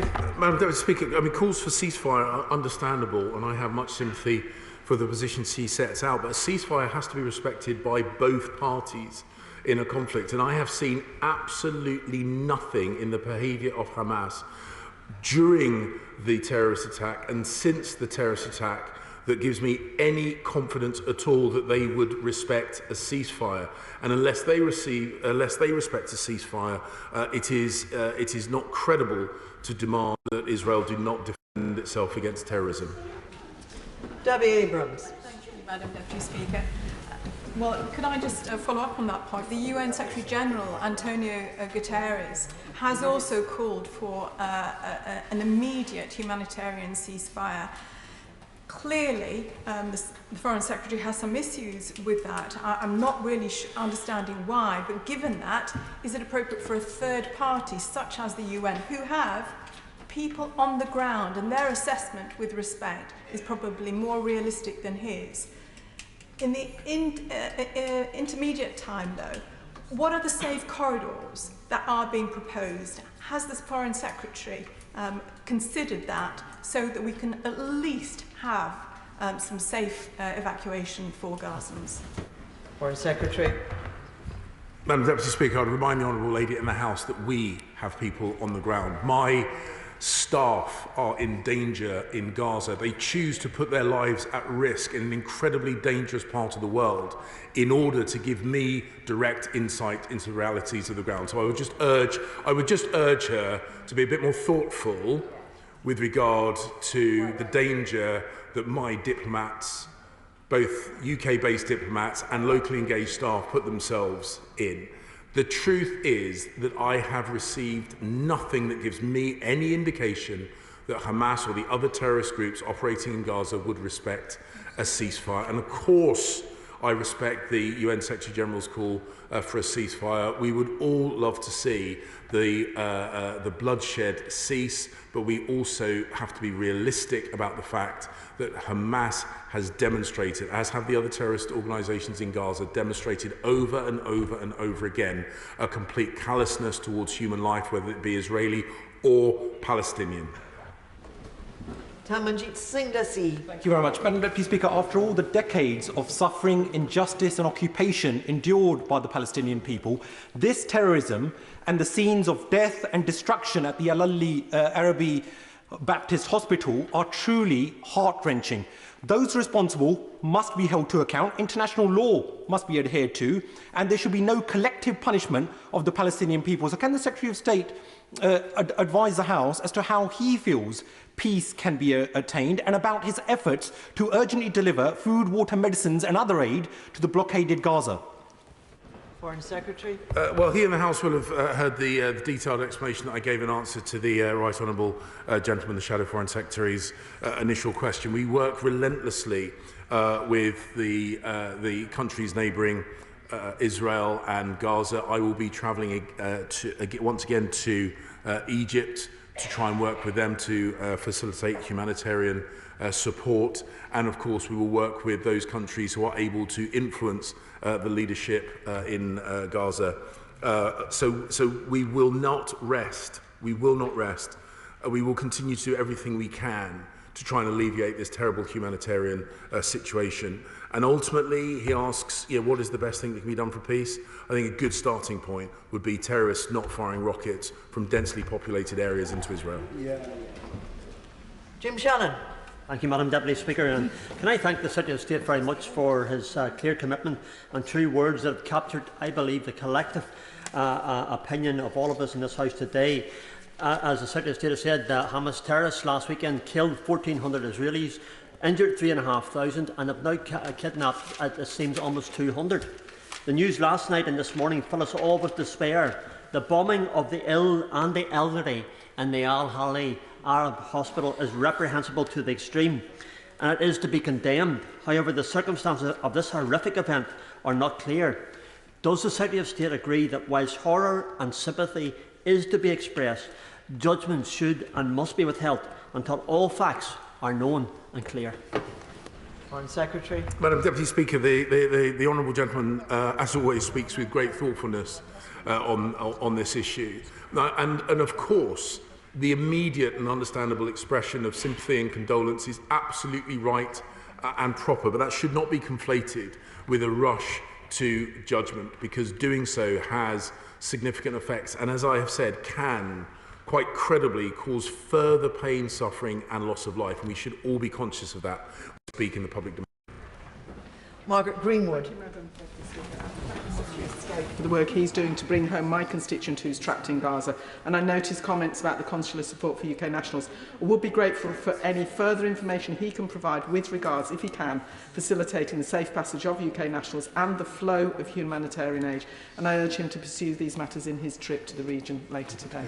Well, I can assure the Honourable Lady in the House that these are exactly the issues that I will be raising on my forthcoming travel to the region. The consular team in the FCDO is making regular contact with those people for whom we have contact details in Gaza to give them as much notice as possible as and when an exit route has become available. At the moment, that has not become available, but we will continue. We will keep working to open humanitarian routes and to inform people once they are opened.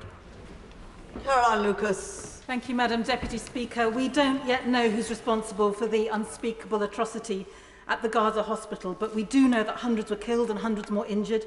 We do know that yesterday an IDF airstrike hit an UNRWA school where thousands were sheltering, killing more, and we do know that over 3,000 civilians have been killed in Gaza so far. So while Israel does have the right to self-defence, it cannot include mass bombing of densely populated areas if Israel is simultaneously to stay within international law. Hear, hear. So I urge the Minister to think again about the issue of a ceasefire. Of course it would need to be worked for, of course it's going to be hard, but unless the UK government gives its backing to the UN on this issue, then thousands more are going to be killed, and we should be on the right side of history, and I'm very much afraid right now that we won't be. Yeah. Foreign Secretary. Israel, of course, is one of the parties engaged in this military operation, but there are others, including Hamas, including Palestinian Islamic Jihad, and others. And I would suggest that anyone calling upon Israel to cease military operations at least calls on the terrorists to do likewise. But you. Asal Khan.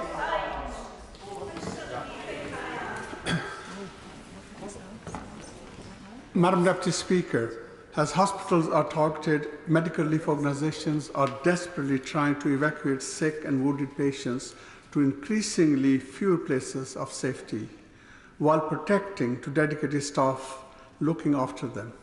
Will the Foreign Secretary confirm how many functioning hospitals are left in Gaza and how Palestinians who are continuing to be targeted by bombardments are supposedly to receive life-saving medical treatment? Foreign Secretary. I mean, the simple truth of the matter is I don't know the status of the medical facilities in Gaza. We do want them to be protected. We've made that clear, and we will continue to do so in all future engagements and conversations that we have with Israel. And we will, of course, call upon Hamas and the other terrorist organisations to remove themselves from the proximity of those hospitals if they're conducting military operations. Hal Williams. The UN reports that the last water treatment desalination plants in Gaza has shut down. At the same time, people are drinking contaminated tap water, polluted seawater. Now, the WHO says that people need 50 litres of water a day, and people in Gaza are surviving on 3. So, can you tell me what practical steps are being taken to ensure the resumption of fuel supplies to water treatment works in Gaza? Foreign Secretary. I mean, the situation with regard to the provision of electricity, gas and water from Israel to Gaza, of course, is an important one. We have spoken with Israel about this. He makes the point, actually, that Gaza did have its own water production capabilities.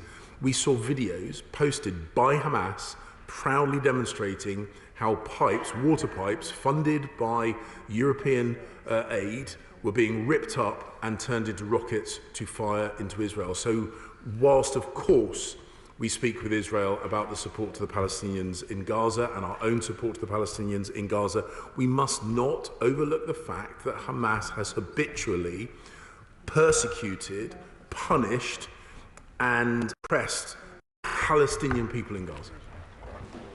Sharon Hodgson. Thank you, Madam Deputy Speaker. We've already seen one Iranian terror proxy, Hamas, launch attacks against Israel in the past 11 days. But we know that another Iranian proxy, Hezbollah, is waiting in the wings to attack Israel from the north, and indeed this may have already started. What steps has the government taken to deter Hezbollah from seeking to attack or otherwise undermine Israel at this most difficult time? The Honourable Lady makes an incredibly important point. The United States of America and the United Kingdom have put naval assets in the eastern Mediterranean. As my right honourable friend, the Prime Minister, said at Prime Minister's questions, that is not to conduct military operations. It is to conduct surveillance operations to prevent Iran or indeed anyone else supplying Hezbollah with lethal aid that might be used against Israel. Stephen Ferry. Thank you very much, Madam Deputy Speaker. In recognising Israel's right to self-defence against Hamas's brutal terrorism, the government has rightly cited international humanitarian law. However, it does seem to be the position of the government that so far has not yet been broken.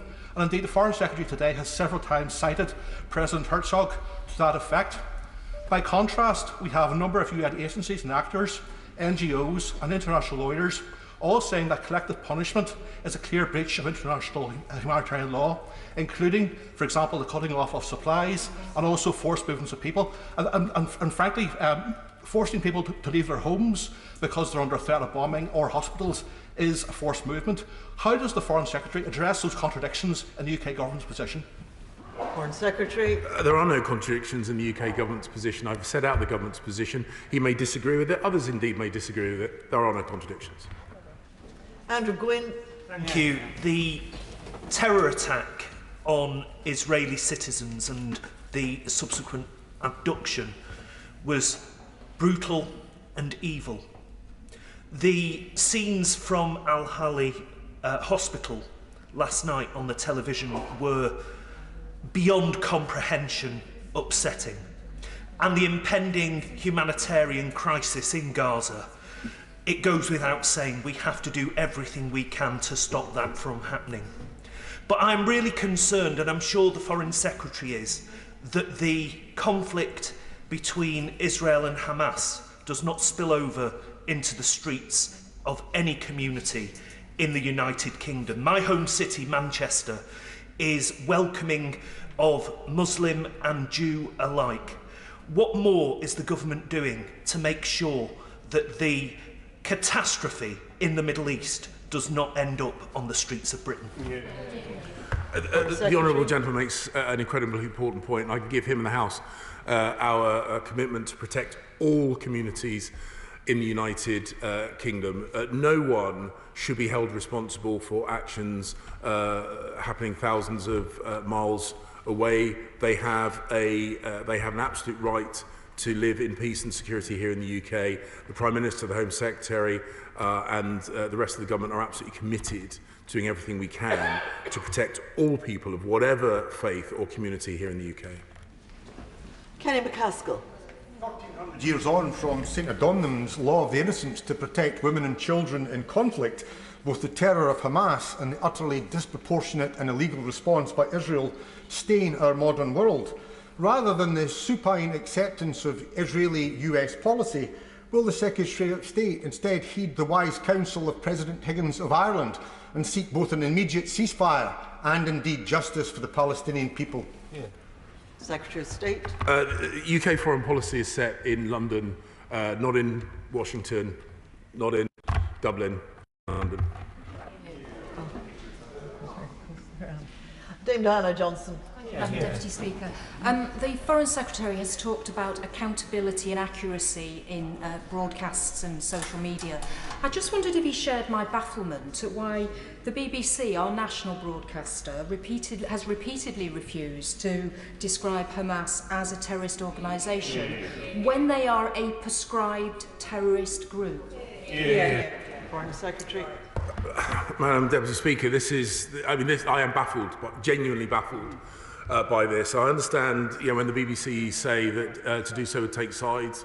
I fundamentally disagree with that. They have used the word terrorist in a number of occasions, both domestically and internationally. I just cannot understand why they cannot bring themselves to describe Hamas as terrorists, because that is what they are. Munira Wilson. Deputy Speaker, it's absolutely imperative that we get to the bottom of the terrible tragedy that unfolded at Ahli hospital last night and hold whoever was responsible accountable. Having visited the region last year, I saw and heard just how difficult it is to provide medical care to the Palestinians. And now hospitals across Gaza face running out of food, fuel, water. Several have evacuation orders that the WHO have stated patients will not survive. So can I urge the Foreign Secretary once again, will he join the UN in calling for the immediate resumption of essential supplies to Gaza in line with international humanitarian law, which he says he keeps calling for? Secretary. The Honourable Lady repeats a question that's been asked a number of times in the House, and she will have heard the answers that I've given on each of those previous occasions. Alex Sobel. Thank you, Madam Deputy Speaker. The grief and loss of millions in Gaza and in Israel was just added to by the horrific and heinous attack on the Al Ahli Hospital. I was really pleased that Foreign Secretary and the Shadow Foreign Secretary both reiterated our commitment to international law and the importance to bring those who commit war crimes to justice, but equally not to rush to judgment on war crimes. We have our own staff, we have international humanitarian agencies on the ground in hospitals in Gaza. What is the Foreign Secretary doing to ensure that hospitals can carry on treating innocent civilians, working with the UN, with the International Red Cross and hospitals in Gaza? Foreign Secretary. We do, of course, speak with Israel, and as I've said, we call upon them to use the professionalism of which they are understandably proud in this circumstance, to minimise civilian casualties and ensure that where possible civilian infrastructure, particularly schools, hospitals, religious sites, are not damaged. But again, it is not by accident that Hamas habitually embed their terrorist operations from those very places, making the lives of Palestinians inevitably far more dangerous than otherwise they would need to be. Joanna Cherry. Thank you, Madam Deputy Speaker. Can I commend the UK Government for the announcement of an extra £10 million of aid for Gaza? But frankly, it will be of no use to the civilians who are trapped and injured there if it just piles up at the border. Therefore, can he tell me what analysis his officials have conducted of the legality of the Israeli authorities' order to restrict water, food, fuel and electricity to Gaza, and what analysis his officials have conducted of the legality of their order to 1.1 million Palestinian civilians in northern Gaza to evacuate south? Questions of legality, please, Foreign Secretary. Foreign Secretary. She will know that legal advice within Department is for ministers in order to inform our decision-making. The broader point is that we, of course, want to see Palestinians to end the suffering that they are experiencing. The best way of doing that is to remove the yoke of Hamas from their shoulders, and that is why we do support, within the framework of international law, Israel's right to self-defence. Simon Malhotra. Hundreds of my constituents have written to me in horror at the attacks that happened. Holding catastrophe in Gaza, with one having 25 members of their family in Gaza. The Ahli Hospital is one of 22 hospitals in northern Gaza, and with hundreds killed last night, with children writing their names on their palms of their hands, with mothers giving birth in the street as their homes are destroyed and now hospitals are damaged. Can the Foreign Secretary update the House on action being taken with international partners now to ensure that hospitals and medical staff are being protected, because he has said today he is not sure of the situation with hospitals, that mothers and pregnant mothers, with 50,000 estimated in Gaza, there is a plan for their healthcare, and to update the House on his confidence that that is being dealt with and that urgent medical and humanitarian supplies are getting through. Foreign Secretary.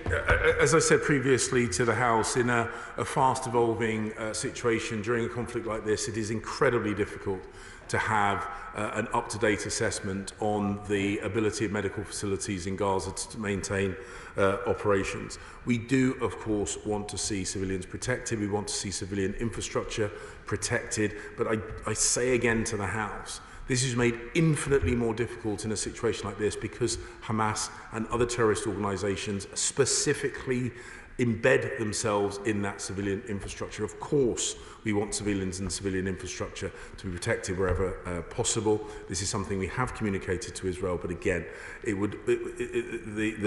habits, the long-standing habit of terrorist organisations to embed themselves in civilian infrastructure makes this infinitely harder. Deirdre Brott. Speaker, I welcome the Foreign Secretary's recognition of the need for caution before leaping to conclusions, given the difficulty in situations of crisis of verifying information. But will he commit to personally making contact with different social media and technology companies, urging them directly to help prevent the spread of disinformation and prevent any information war around this horrific situation? I won't commit to do that personally, but I know that the Secretary of State for Culture, Media and Sport takes this incredibly seriously. We are taking action to try and improve professionalism in social media platforms. So whilst I personally won't be doing that directly, I know that this is being done and will continue to be done by the government. Emma Hardy. Thank you, Madam Deputy Speaker. At this tragic time, I am, of course, driven by my desire for peace and the protection of innocents. And while this tragic war continues, will the Secretary of State do everything he can to ensure international law is followed, which includes, of course, the protection of hospitals, medical professionals and civilians, and humanitarian aid to Gaza? But this war will only end with dialogue. So will the Secretary of State also do everything he can to keep that flame of hope alive for a negotiated peace settlement and make this a priority for his government, even when at times it feels like such a very distant hope? Foreign Secretary. She's absolutely right about not losing our desire to bring genuine, sustainable peace. And as I've said, this might feel, in this particularly difficult times, like a very far off, indeed an impossible aspiration, but we will remain relentlessly focused on bringing a lasting, sustainable peace for the Israeli people, the Palestinian people, and indeed the wider region. So I can give her that assurance that whilst dealing with the immediate challenges, we will also keep that long-term aspiration in the forefront of our minds. Jonathan Edwards. Madam Deputy Speaker, will the British Government support the motion by Brazil later today at the UN Security Council calling for a humanitarian ceasefire? And if not, what are the grounds for not supporting the motion, as the Brazilian text does include a criticism of Hamas, which the Russian text didn't on Monday? And if Hamas refuses to order the ceasefire, as he fears, would they not be seen in the eyes of the world as not protecting the people they purport to represent? I've spoken to the Brazilian Minister about the UN Security Council resolution text. We are liaising closely with them and others. I won't be able to give a commitment about our voting decision until the text is closed and the negotiations have concluded. Flora Anderson. Thank you, Madam Deputy Speaker. I visited Israel and Palestine 3 weeks ago with a group of MPs, and we met with aid workers and health workers who say their last goodbyes to their family every morning because they don't know if they're going to return. It is urgent to support them, and the UK public are being very generous in response to appeals. In the absence of humanitarian corridors, and I do support the Foreign Secretary in arguing for them, can the Secretary of State update the House on efforts to work with UK-based agencies who are on the ground in Gaza with support for mobile health clinics, medicines, food and water in Gaza? Foreign Secretary. Well, the distribution plan for the additional £10 million that the Prime Minister announced on Monday is still being worked upon, but I can assure her that we have very, very close relationships with NGOs and aid organisations based in the UK and operating in Gaza and the region, and we will of course be liaising with them both in terms of getting an up-to-date understanding of the situation on the ground and maximising our support to the Palestinian people. Richard Bergen. Thank you, Madam Deputy Speaker. The most urgent priority must be to prevent the loss of any more civilian lives. To do so, the UN General Secretary has called for an immediate ceasefire. Leading humanitarian agencies like Oxfam have also called for this. Surely the government must add its voice to this, because if not, isn't he accepting that many thousands more will die? And will the Foreign Secretary withdraw his earlier remarks that what is going on is not forced relocation? Because if he doesn't, I believe he'll come to regret those remarks later. Foreign Secretary. Look, of course, all of us want to see an end to the lives that have been lost. But we also recognise that Israel feels the need to take action to protect the lives of its citizens from the attacks emanating from Hamas and other terrorist organisations in Gaza. And we have always said in our support for that activity, we do call upon them to abide by humanitarian law, as their president has committed to do so. Carol Monaghan. Thank you, Madam Deputy Speaker, we do need swift confirmation of who is responsible for the devastating attack on Ahli Arabi Hospital, but of course the immediate priority is humanitarian support for those affected.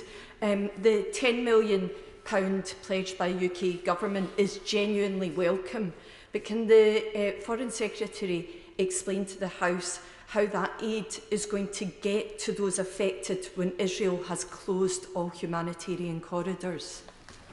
Foreign Secretary. Well, the situation is that at the moment, of course, all humanitarian support going to Gaza is severely limited. There was an open border, there was a fluid border between Israel and Gaza. As I said, tens of thousands of Palestinians from Gaza, tens of thousands of Gazans, worked in Israel on a daily basis and moved to and fro from Gaza into Israel. That crossing had to be closed, as did the Rafah crossing with Egypt in response to the terrorist attacks that were perpetrated against Egypt. We are against Israel, sorry. We are working with the Israeli government, with the Egyptian government and with the international community to try and open up humanitarian corridors, and we'll continue to do so. Christian Wakefield. Thank you, Madam Deputy Speaker. With the level of conflicting information and indeed the disinformation coming from Gaza, the irresponsible reporting and indeed actually coming from